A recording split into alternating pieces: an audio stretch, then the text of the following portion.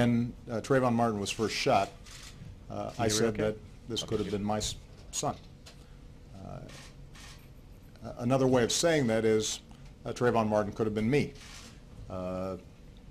35 years ago. And when you think about why, in the African American community at least, there's a lot of pain around what happened here, I think it's important to recognize that the African American community is looking at this issue through a set of experiences and a history that that doesn't go away.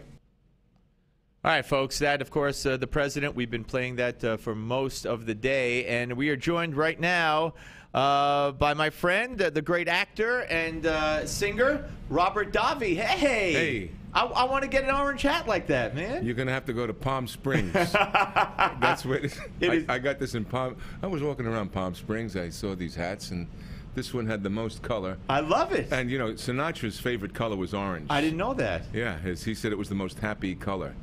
And I got to tell you, people respond to the color orange. They do. And Davi sings Sinatra. And no one expects me to be wearing an orange hat, so I can kind of like not be seen. There you go. It's incognito. Incognito. Yeah. It is so great to see you. We haven't seen Good to each see other you. in person since the '08 Minneapolis convention Yeah. for the Republicans, where you voiced the Reagan tribute and some of the other 9/11 films that were shown. tribute, Yeah, and the Bush tribute, and Yeah. Also the John McCain documentary. There. So a proud Republican. Okay, we talked last week, though, at this very time, Friday at this hour, on the phone about different issues and the trial, and we didn't have a verdict yet. Now we have the verdict, and the president making huge news today, saying that Trayvon Martin could have been me 35 years ago, and talking about basically how African Americans in this country. He said that very few African American men haven't been followed while shopping in a department store, and he said, including me. Very few African American men in this country haven't seen the locks go down on doors when they're crossing the street, car doors, people locking the doors, including me, before I was senator, he said. And then he talked about women in elevators. If they see a black man come in the elevator, they clutch their purses a little tighter. And then he acknowledged that blacks commit a disproportionate amount of crime. So I'm trying to figure out where he's going with all this. Well, you know, he's trying to make peace in some way and frame it historically.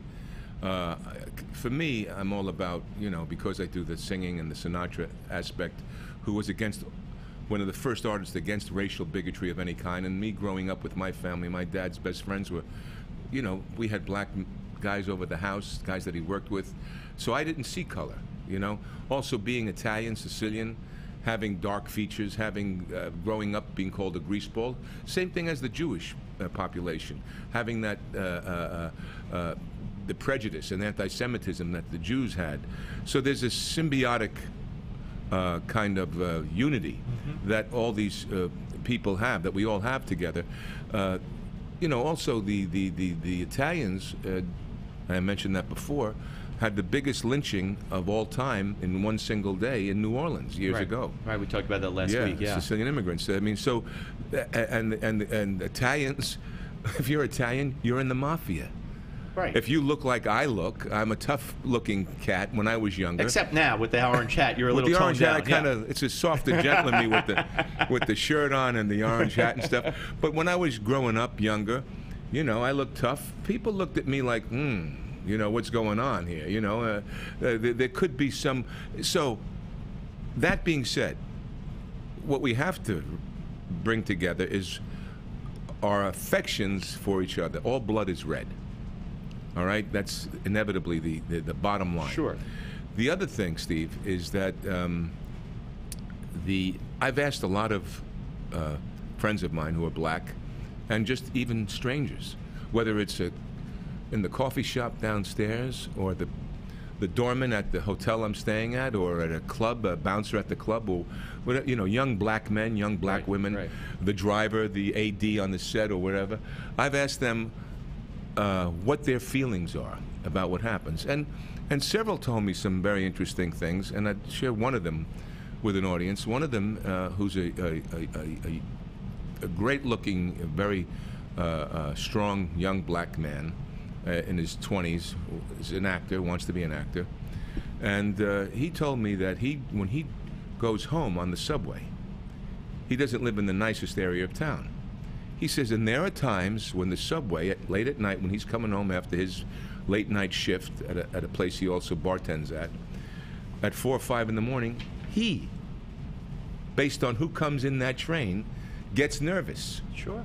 He gets nervous. So there you have, and that's told me a couple of times. So that being said, the stereotype of somebody being nervous and somebody, to me, and I said this before, let's find out how we work together in the black communities so Chicago isn't a battleground. Right. You know, you've got the Bloods and the Crips and the gangs, and you've got kids that feel disenfranchised. But people, if you show people love, you know what I mean, that's what you're going to get back. And there is a fear, but it's not just to the black person. I think. No, and you're right. You know, to that point of your black acquaintance who told you that story, Barack Obama today also said statistically, Trayvon Martin was more likely to be shot by a peer. And that's the sad, unfortunate truth. And I've said that, and I tweeted that. Yeah. You know what I mean? That was prior to the verdict. And I'm glad they pick up on that, because that is, to me, the bigger issue. Let's work on that together. Let's find out how we embrace each other in terms of that problem. And it deals with education. It deals with, because we have come a long way since segregation. Absolutely. The country's come a long way, you know, and I am not denying the pain. You know, my black brothers and sisters that I know, you know, there's joy, there's love inside of them. There's really, you know what I mean, they're the most demonstrative people. They're like Italians, really, and Jews, in terms of expressing their emotions, and also their appreciation for your work. You know what I mean? Over the years, the black community is more demonstrative sometimes than you know, others. Okay. And that's just because their emotions are right in front. Right. You know what I mean? Right. The emotions are right in front, and that's a good thing. But that being said, again, our education, it's our understanding, so they can understand, not just on an emotional level, as everybody has a knee-jerk reaction to the guys that are pandering to a certain kind of keeping people under the thumb. Well, that's what I wanted to talk about. You know also. what I mean? Yeah. We're talking to Robert Davi here on the Steve Malzberg Show. He's in town to make a movie, by the way. Yeah. You're making it. A movie called The Life. It's with Jerry Ferrara, Jennifer Scholes, great cast, Jay Ferguson, and Danny A. It's his story, Becca's who is the king of the club scene, actually, in New York and Vegas, started that whole thing. Great, we look forward to that. Yeah. And you're doing your singing. I want to get all this in before we August 30th. August 30th, I will be at Eisenhower Park. State Park, on Long Island. Yeah, the Harry Chapin.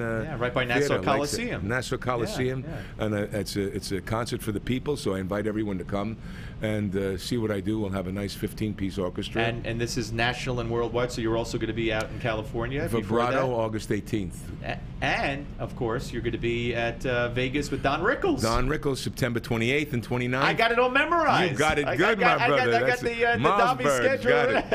Yeah. I almost forgot that. Yeah, with the legendary Don Rickles. But let's get back to this for a second here, and let's talk about the media. Yeah. The same media that, if you watch the coverage, admitted day after day after day, wow, this case is really not going well for the prosecution. Exactly. And they told you why, and they said that every prosecution witness has become a defense witness. And yet when the verdict was read, full steam ahead with, this is racist, how could this have happened, what are we seeing here? And Al Sharpton and Jesse Jackson, how are you supposed to take them seriously? And here's the problem. You talk about the black community, but when Jesse Jackson says this is Florida is an apartheid state, Stevie Wonder says, I'm not going to Florida anymore, you know, and right on down the line, it just poisons the water. That's the problem. And the media, instead of confronting it and saying, well, what are you talking about? They say, thank you, Mr. Jackson. Thank you, Mr. Sharpton. And we get nowhere. Well, you know, I did see, I think there was a case of a female defending herself from her husband. Yes, she shot, and she didn't even, this is in Florida, but Angela Corey, Right. the same prosecutor who brought charges against Zimmerman, Right. just put a black woman in the prime of her life, no criminal record, away for Right. 20 years because she fired a gun in the air. And the wall. Right, in the wall to defend To herself deter the against an husband. attacking Now, husband. my sister was killed by her ex-boyfriend. Wow. At 21 years old, okay? So violence toward women is abhorrent. And if a woman has to defend herself, I don't see how, especially this guy had a history of abuse Yes. to her. I don't see how, if you have this stand by whatever Stand it is, your ground. stand your ground law in Florida. This is the disconnect. And this is where we should focus our But the attention media on. is not going to bat for this black woman who's, they're ignoring that and just focusing on this. No, this is where you have to now go, because how many lives has that maybe perhaps saved her life, at the same time putting her in prison unjustifiably based on the little evidence I know about the case. But the media needs to stir the hornet's nest. Let's face it. There is a holdover from the media, the old media. There was a holdover from the old media's back in the day, and I think that's what That's where we are. That's Yeah. where we are Yeah. sometimes. Although there are attempts, because I did see some of the networks trying to give a Fair, balance, yeah.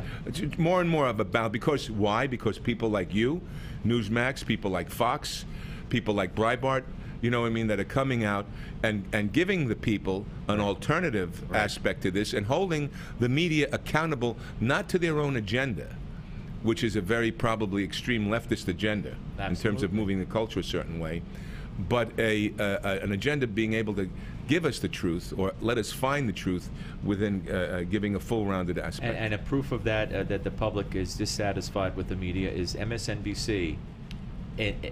For the trial and after the verdict, before the verdict, their ratings were at their lowest point ever, and they have stocked themselves with the most radical leftist people you could imagine. And they're in the toilet. They're in the toilet. But why do they not care? That's a good question. Because you know why? Because probably MSNBC is such a small part of the conglomerate. It doesn't matter. But they Now, don't care. I mean, I could see before when GE owned it. Yeah, that's true. GE no longer owns it, Okay, right? but CNN with Pierce Morgan, he didn't have any ratings until he had Rachel Jeantel on the other night. He never gets ratings. CNN is reinventing itself, I say, in their own image. They're changing nothing. They're changing faces, but it's the same stuff. Well, that was always the way. I mean, you know, people talk about, I was just in Moscow, and people talk about anti-American sentiment, and people, you know, well, let me tell you something. American exceptionalism is live and well, even in Russia, in Moscow. I met people, you know, I drove from the airport, and there was a monument to where they stopped the German tanks getting into Moscow. That's great. Yeah. And people, their dress, their form, the culture, all over in Moscow, appreciated America. There was no as a matter of fact, Putin, in terms of Snowden being in Russia at the time near the airport, because he was there. That must have been exciting. Yeah, that was the same time. You know, I was trying to get an exclusive, maybe. You know, let me see what's going to happen. But Putin had said, and you've heard this, he basically said that he felt that our American partners, if he's going to hurt our American partners, he could not have asylum. Why? Because we know that the truth about all of this. Right. You know, I mean, we've been doing it, and the countries have been doing it. Everybody knows everything. You know, I mean, come on, to all of a sudden go there and make it. But this anti-American sentiment, which I find when Obama first was elected, went around and incorrectly did that, and I think he's now backed off from that more and more so. You know what I mean? And that's what we have to go for, because America is an ideal, and irrespective of what the growing pains we've gone through in terms of racial injustice and anti-Semitism and any kind of bigotry, we keep moving forward. And if we keep moving forward by giving the truth to the people and educating the people and not pandering, that's the key, and keeping them as victims. That's the key. Empowering people. That's another thing in terms of, you know, not having social programs that choke people's ability.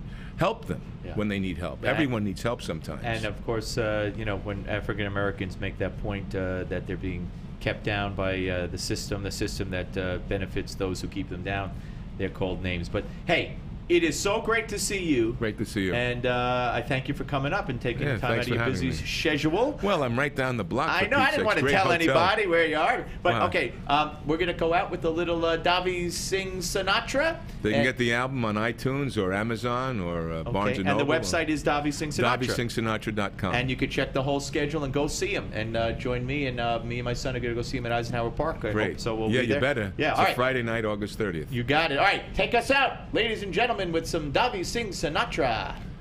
So you're going to have to leave early.